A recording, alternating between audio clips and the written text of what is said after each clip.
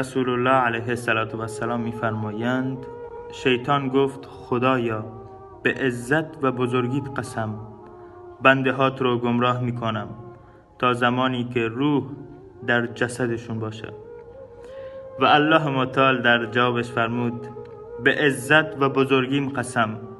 تا زمانی که توبه کنن گناهاشون رو میبخشم. ابن قیم رحمه الله میگه که وقتی گناهی رو انجام میدیم الله متعال گناه ما رو میپوشونه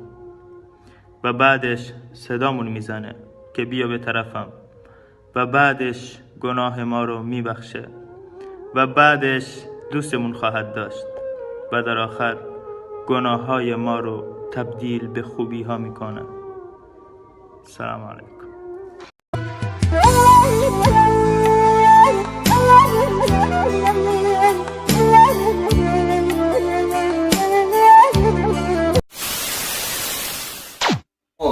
هر همین چیزی که در همین جمعه بینه در نوار، هر دارو، هر چیزی که برای تان، چی برای سلامتی، چی برای مثال